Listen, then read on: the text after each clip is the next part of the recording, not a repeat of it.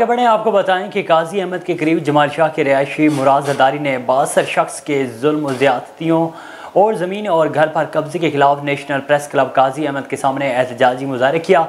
इस मौके पर मीडिया से बात करते हुए मुराद जरदारी ने इल्ज़ाम आयद करते कहा है कि बासर अली हसन खासकेली ने अपने साथियों के साथ मिलकर ताकत के जोर पर हमारी ज़मीन और घर पर कब्जा कर रखा है।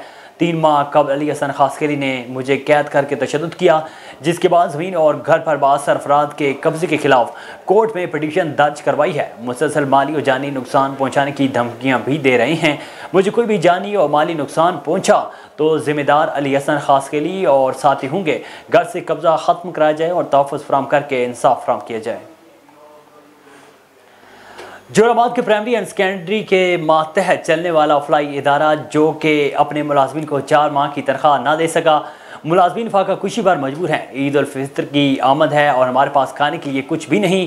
हेल्थ सेक्रेटरी अली जान से गुजारिश है कि ईद से पहले हमारी तनख्वाहें दी जाएं ताकि हम भी ईद बच्चों के साथ मना सकें। मज़ीद जानते हैं हाजी उमर खान से। जी उमर खान, तफसीलात से आगाह कीजिएगा। अब नहीं दी गई। अभी हम इनके हालात जानते हैं कि क्या इनके हालात हैं और ये बच्चों को क्या खिला रहे हैं। 3 माह से इनको तनख्वाह नहीं मिल रही। अस्सलाम वालेकुम। क्या हाल है भाई? ठीक ठाक करिए। ये क्या इशू है आपका भाई? ये सब 3 माह हो गए, अभी तक तनख्वाह हमें नहीं मिली और 4 माह से 12 दिन हो गए हैं, अभी तक हमें कोई तनख्वाह नहीं मिली। कोई अभी तक कह नहीं रहा कि कब आएगी, कहाँ आएगी, किधर गई है। इसलिए बराए मेहरबानी हमें तनख्वाह दी जाए, क्योंकि सारे 3 महीने हो गए हैं। हमारे जो दुकान वाले हैं वो कर्जा भी हमें नहीं दे, सौदा भी नहीं देते हैं, इसलिए कि वो कहते हैं पहला कर्जा अदा करो तब हम देंगे। हमारे बच्चे छोटे छोटे हैं, उन्हें शॉपिंग करनी है, क्या करें हम? स्कूल की फीसें अदा करनी है, हम सेवल की कोई और आमदनी नहीं है, पेंशन होती नहीं है सर। इसके अलावा भी आप कहीं जॉब करते हैं? नहीं, कोई जॉब नहीं करते, हमारा यही रोजगार है जो मेरा बंद हो चुके हैं। अभी तक आपको तनख्वाह नहीं मिली और आपके जो बहन भाई हैं, बच्चे हैं, तो आप उनको क्या खिलाते हैं? बस यार कुछ भी नहीं खिलाते। फिलहाल उधार चल रहा है, बस उधार बंद हो जाएगा तो मर जाएंगे और क्या हो जाना है। कोई अभी ये 4था माह शुरू हो चुका है। 4था माह 12 दिन गुजर गए हैं, अभी तक कोई तनख्वाह नहीं मिली और ये एक तनख्वाह हमने लेनी भी नहीं है। सारी तनख्वाह दें ताकि हम पीछे दे के ना आगे कर्जा का सोचें, क्योंकि आगे जो सौदे दुकान वाले नहीं देते, वो कहते हैं पीछे सारा सिस्टम अपना क्लियर करो। ये आपका क्या कहना है? और मेरा कहना ये है कि 3 माह हो गए कोई तनख्वाह नहीं, हम सेवल फौजी पेंशन को कुछ भी हमारा होता, हमारा कुछ भी 3 माह हो गए, 4था माह हमें तनख्वाह कच्ची चाहिए, कच्ची चाहिए। एक तनख्वाह से 12 इतना है कि दुकान वाला सौदा नहीं देता, क्या खाएँ? हमारा रोज़ा होता है, रोज़े में क्या खाएँ कि किसको किधर जाए, किसके पास जाए? हमारा बड़ा मुश्किल वक्त गुजारा है। बराए मेहरबानी हमारी अपील है हुकूमत पंजाब से, हमें 3 माह की कच्ची तनख्वाह दें हमारी। जी नाज़रीन, आपने सुना, इन गार्ड्स का यही कहना है कि 3 माह गुजर चुके हैं, अभी 4था माह शुरू हो चुका है, लेकिन अभी तक हमको तनख्वाह नहीं दी गई। और ईद उल फितर की आमद है, इनके छोटे छोटे बच्चे हैं, माँ बाप हैं, उनको ये क्या खिलाएंगे? और इनका ये भी कहना है कि हमको रिटायर फौजी नहीं है ताकि हमें पेंशन मिल रही है, उस पर हम गुजारा कर रहे हैं। कैमरामैन टीम के साथ उमर खान, A1 न्यूज़, खुशाब। जी आगे बढ़े आपको बताएं कि मियां चन्नू का नौजवान कच्चे के डाकू के हत्थे चढ़ गया। नौजवान की बाजियाबी के लिए डाकू ने 70 लाख रुपए तावान तलब कर लिया। नौजवान लाहौर से वापस तलम्बा आ रहा था कि अचानक मोबाइल बंद हो गया। दोबारा मोबाइल ऑन हुआ तो डाकू ने घर वालों से तावान तलब कर लिया। डाकू ने वीडियो बनाकर घर वालों को भेज दी। नौजवान के अगवा का मुकदमा थाना तलम्बा में दर्ज कर लिया गया है। बाजियाबी के लिए पुलिस की स्पेशल टीमें तश्कील दे दी गई हैं। बवाना में हुकूमत पंजाब की हदायत पर तहसील इंतजामिया चीनी माफिया के खिलाफ दिखाई देती हैं। IB स्पेशल ब्रांच की रिपोर्ट पर नायब तहसीलदार नवाज मोहसिन ने कार्रवाई करते हुए खाद डीलर्स की दुकान से 155 बोरी चीनी बरामद कर ली। इंतजामी के मुताबिक चीनी बरामद होने पर शेख मुनव्वर खाद डीलर्स की दुकान को सील कर दिया गया और चीनी कब्जे में ले ली गई। इस हवाले से इंतजामी का मौक़िफ़ सामने आया है कि ज़ख़ीरा अंदोज़ गिरां फरोश किसी रियायत के मुस्तहिक़ नहीं, उनके खिलाफ बिला तफरीक कार्रवाइयाँ जारी रहेंगी। अहमदपुर शरके में शहादत 21वीं रमज़ान हज़रत इमाम अली इब्ने अबी तालिब अलैहिस्सलाम की यौम शहादत की मजलिस सज़ा दरबार आलिया हज़रत नूर शाह बुखारी में मुनक़िद हुई। मुल्क भर के उलमा इकराम व ज़ाकिरीन ने मजलिस में खिताब किया। ज़ाकिरीन ने शहादत अमीरुल मोमिनीन मौलाना अली अलैहिस्सलाम पढ़ी और सीरत अमीरुल मोमिनीन पर रोशनी डाली। मजलिस अज़ा के बाद 2 बार आलिया नूशा बुखारी से ताबूत के साथ मातमी जुलूस बरामद हुआ। मोमिनीन कराम ने मातमदारी और सीना कोबी करके मौला अली अलैहिस्सलाम की बारगाह में पुरसा पेश किया।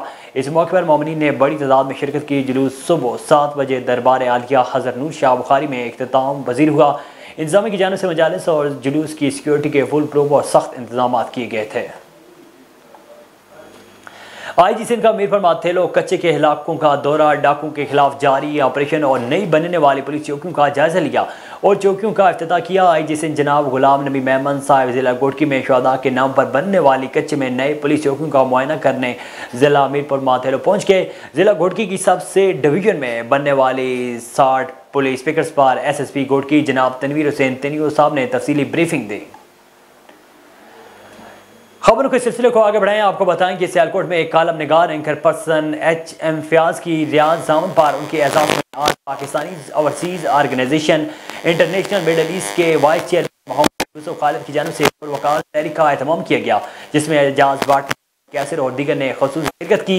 HM फयाज की रियाज दोस्तों ने खुशी का इजहार करते हुए वतन अजीज़ की मौजूदा सियासी सूरत हाल पर तबादला ख्याल किया। HM फयाज ने इस मौके पर मोहम्मद यूसुफ खालिद और दीगर तमाम दोस्तों का शुक्रिया अदा करते हुए कहा है कि 5 साल बाद सऊदी अरब आकर यूँ महसूस हुआ जैसे अपने दूसरे घर आया हूँ। यहाँ के तरक्याती काम देख कर बहुत खुशी हुई कि बहुत बड़े मनसूबों पर काम जारी है। उन्होंने कहा है कि खादमीन हरमैन अल शरीफैन शहउद्दी फरमाबरवा शाह सलमान बिन अब्दुल अजीज़ और क्राउन प्रिंस मोहम्मद बिन सलमान का विजन 2030 सऊदी अरब की आवाम के लिए बहुत बड़ा मंसूबा है, जिस पर दिन रात काम जारी है। दुनिया में ऐसे हुक्मरान बहुत कम मिलते हैं जो अपनी तरक्की और खुशहाली के लिए रोजगार के मौके फराहम करते हैं।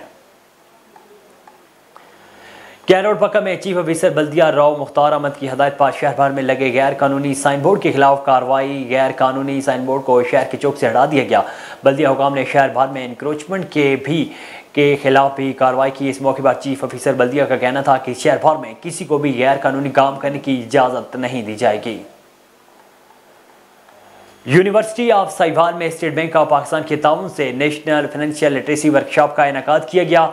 यूनिवर्सिटी ऑफ साहिवाल में स्टेट बैंक ऑफ पाकिस्तान के ताउन से नौजवान तलबा और तालबात के लिए नेशनल फाइनेंशियल लिटरेसी वर्कशॉप का इनेकाद किया गया, जिसमें स्टेट बैंक के तरबियत याफ्ता फील्ड ट्रेनर्स ने स्टूडेंट्स को financial management, banking system, online fraud से बचाव और बच्चों को सरमायाकारी में लाकर खुशहाल ज़िंदगी गुजारने की तजावीज़ और तरबियत फराहम की। वर्कशॉप का इनेकाद डायरेक्टोरेट ऑफ स्टूडेंट्स अफेयर्स के ज़ेर तमाम किया गया, जिसमें तलबा और तालबात की कसी तादाद ने शिरकत की और मुल्क के माली निज़ाम से मुतल्लिक सवालात भी किए। वर्कशॉप से स्टेट बैंक के कोऑर्डिनेटर मोहम्मद अदनान, बैंक अल हबीब के कोऑर्डिनेटर शहजाद अली और यूनिवर्सिटी ऑफ साहिवाल के director researcher doctor Mohammad Ayub ने भी खिताब किया और मौजूद मेहमानों में यादगारी शील्ड्स तकसीम की।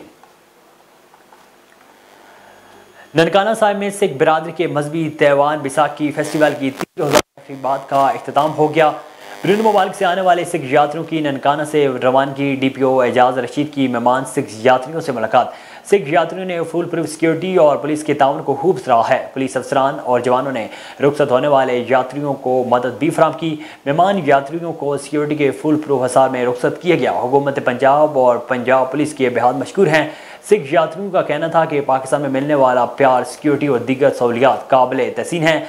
बैसाखी फेस्टिवल को पुरअमन और कामयाब बनाने वाले पुलिस अफसरान और जवान काबिल तारीफ हैं। DPO एजाज रशीद नुमाया कारकर्दगी दिखाने वाले पुलिस अफसरान और जवानों को सलाम पेश करते हैं।